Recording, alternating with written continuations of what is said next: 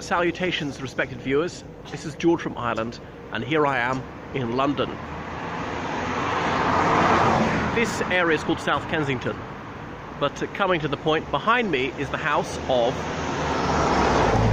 W.S. Gilbert, Sir William Gilbert, better known as part of that fabulously creative duo, Gilbert and Sullivan. So W.S. Gilbert was a barrister. However, well, I'll put it the way he would put it himself. When I, good friends, was called to the bar and had an appetite fresh and hearty, I was, as many young barristers are, an impecunious party, which is to say his practice did not flourish.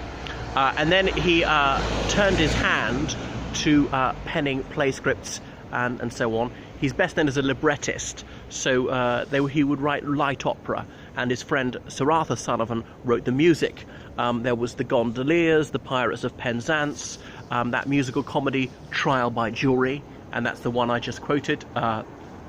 Many more than Mikado, and these were send-ups of Victorian Britain. And that's why there's a lot of legal terminology in there, because William Gilbert, having been a barrister, knew all the legalese. That's how some of the legal jargon became better known to the general public. Anyway, they were an earth-shattering success at the time. They had so many hits, and I can't remember which one it was that they produced here in the United Kingdom, and it was then performed in the United States without their permission. And I believe that royalties weren't paid because British copyright wasn't recognised by the United States. So their next musical, which was The Pirates of Penzance, had its world premiere in New York, and therefore they could collect the royalties. So they were enormously popular in the United States as they were in the United Kingdom, and indeed throughout the Anglosphere. Well, W.S. Gilbert, sadly, was called to his reward, to the great big music hall in the sky in the year of grace 1911. He's commemorated by a statue on the Embankment here in London, and it quotes his lines: "Is life a boon? If so, it must befall. The death whene'er she call must call too soon." You notice the meter to those lines is an iambic pentameter.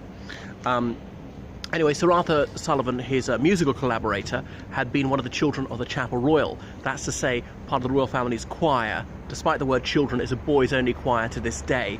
And he was Irish but born in England, Arthur Sullivan. So there are lots of G&S societies, Gilbert and Sullivan, and they would lampoon the class system and the mores of the time. Patience was one of their plays, where they skewered this late 19th century revival of all things medieval, these Arthurian legends, and this romanticising what was in fact a very dark and brutal era in the Middle Ages. So that is the house of W.S. Gilbert, who became very wealthy, as you can see from the size of his house, in this most desirable residence. That's enough about W.S. Gilbert right now.